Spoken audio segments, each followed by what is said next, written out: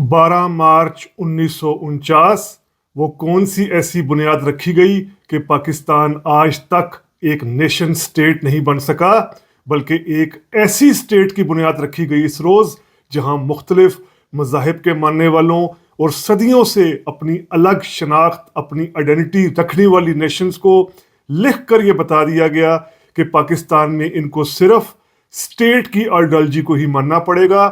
किसने बोया था ये बीज 12 मार्च 1949 को ऐसी रियासत की बुनियाद रखने का, जो रियासत आज भी आइडेंटिटी क्राइसिस समेत बहुत से क्राइसिस का शिकार है।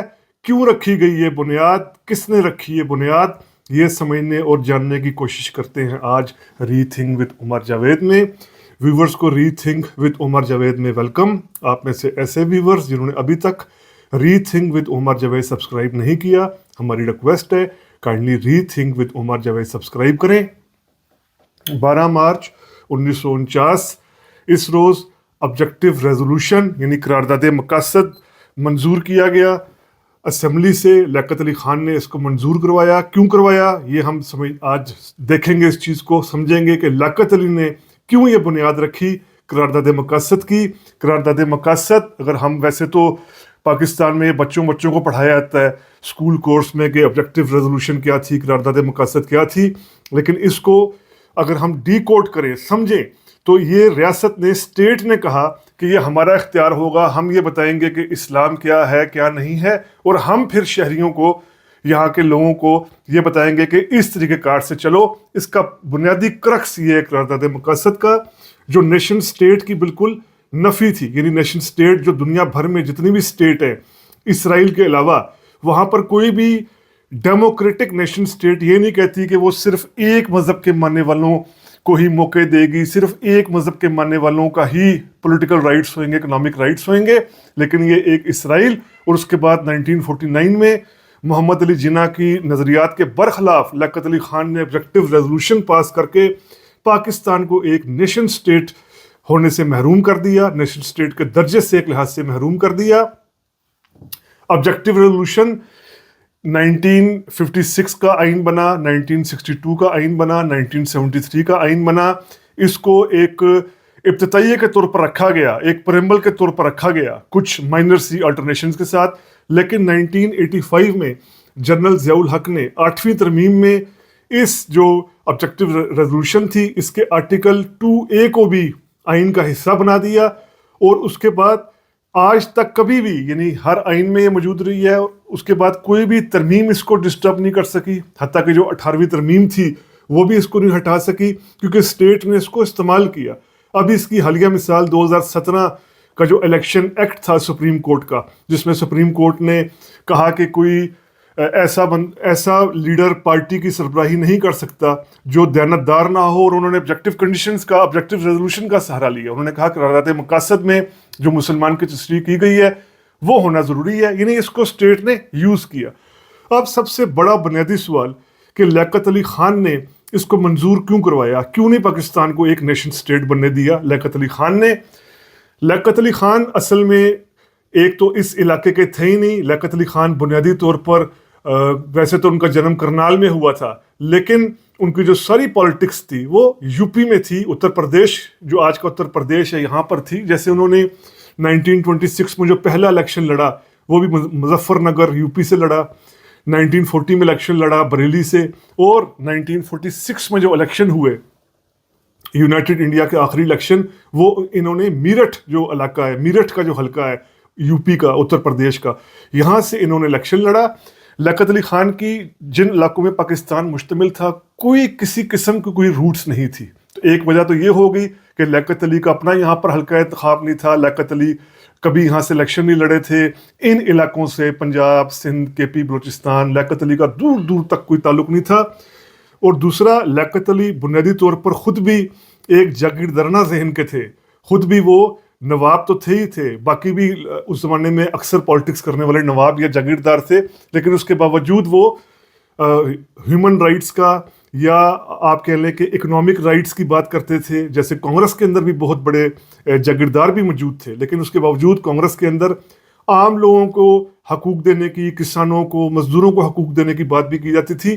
لیکن لیاقت علی خان بالکل, ایک تو ان کا کسی قسم کی اسٹڈی نہیں تھی, مطالعہ نہیں تھا, اور دوسرا یہ کہ ان کا ذہن بھی جاگیردارانہ تھا, اس علاقے سے بھی تعلق نہیں تھا. تو لیاقت علی خان نے یہ ایک پلان بنایا کہ کس طریقے سے پاکستان میں عوام کی حاکمیت نہ رکھی جائے, عوام کو ووٹوں کا حق نہ ہو. عوام کو ووٹوں کا حق ہو بھی تو وہ ریاست ڈیفائن کرے کہ کس کو ہونا ہے اور کس کو نہیں ہونا. اس لیے انہوں نے ایک قرارداد منظور کروائی.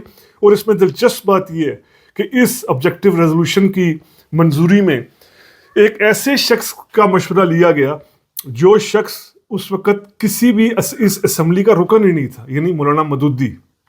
ہوا یہ کہ فروری 1949 میں لیاقت علی نے شبیر احمد عثمانی, جن کو مسلم لیگ ایسے کاموں کے لیے استعمال کرتی تھی کہ علماء سے رابطے کریں یا مذہبی ووٹ لینے کے لیے استعمال کرتی تھی, شبیر احمد عثمانی کو فروری 1949 میں شبیر احمد عثمانی کو ملتان جیل بھیجا گیا, جہاں مولانا مودودی قید تھے. مولانا مودودی کا کوئی کشمیر پمفلٹ کے حوالے سے اسٹیٹ کے ساتھ کوئی ایشو چل رہا تھا, تو یہ قید تھے.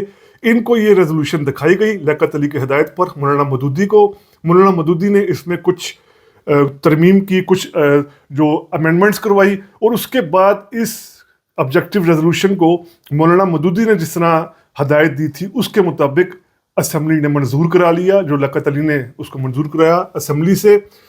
اب جو اسمبلی تھی اس وقت کی, یہ بڑی دلچسپ بات ہے, وہ کل ارکان تھے 79. ان 79 جو ارکان تھے, ان میں سے اس وقت جو اسمبلی کے اندر موجود تھے وہ صرف 31 تھے, اور ان 31 میں 21 جو ہیں وہ مسلمان تھے, اور باقی جو ہیں وہ 21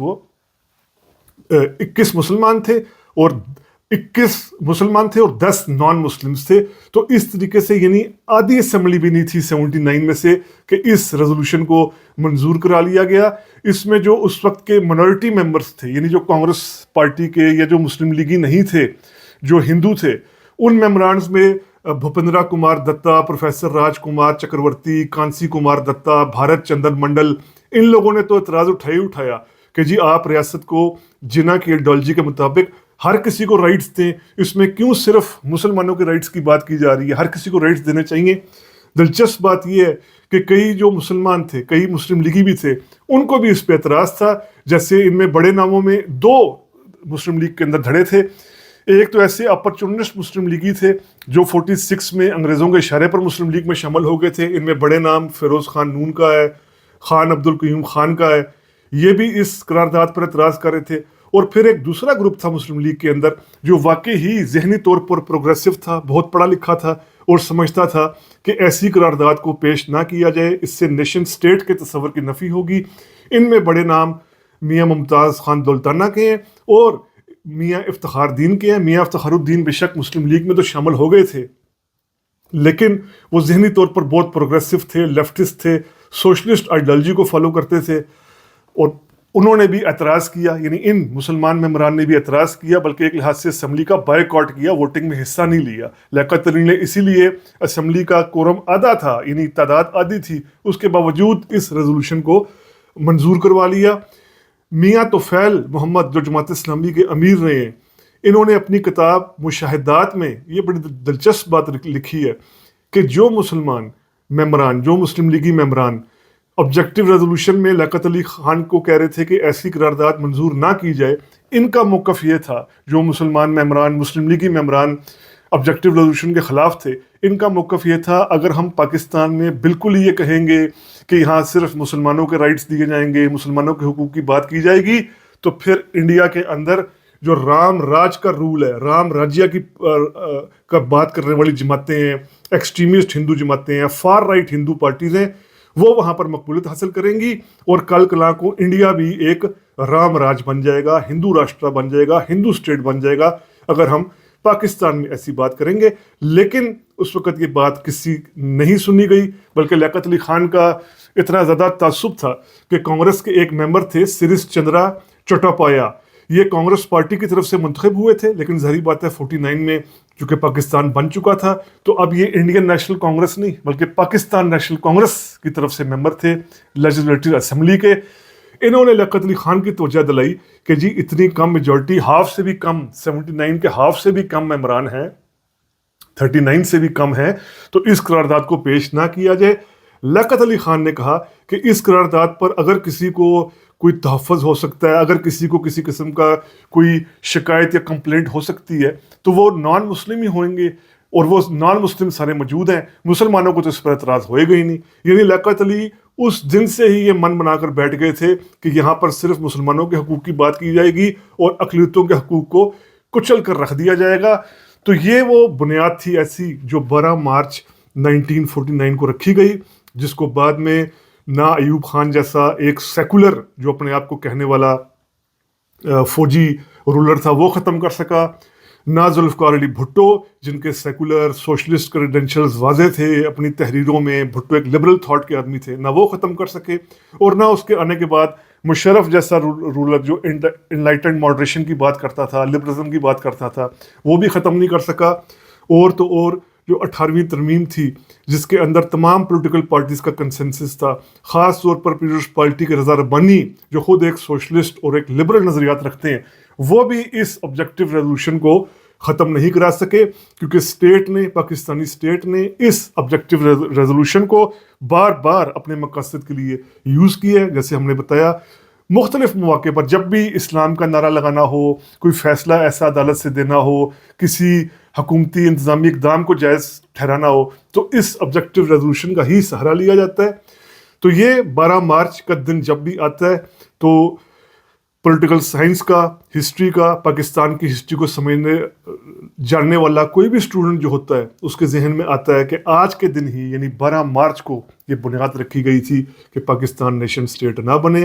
पाकिस्तान को नेशन स्टेट नहीं बनने दिया गया, जिसका नतीजा आज हम देख रहे हैं, हमारे सामने है। जो क्राइसिस चल रहे हैं पाकिस्तान के मुख्तलिफ इलाकों में, बलूचिस्तान हो, KPK हो, सिंध हो, चूँकि नेशन स्टेट के तस्वर के तहत नहीं चलाया जा रहा, तो ये क्राइसिस इसलिए जन्म ले रहे हैं। इसकी बुनियाद हम कह सकते हैं कि 12 मार्च 1949 को ही लियाकत अली खान ने रखी थी। क्यों रखी थी, हमने ये बताने की कोशिश की इस वीलॉग में, रीथिंक विद उमर जावेद के प्लेटफॉर्म से जो आपके सामने पेश किया गया। उम्मीद करते हैं आपको ये वीलॉग पसंद आया होगा। अगर पसंद आया है तो काइंडली सब्सक्राइब कीजिए रीथिंक विद उमर जावेद। शुक्रिया।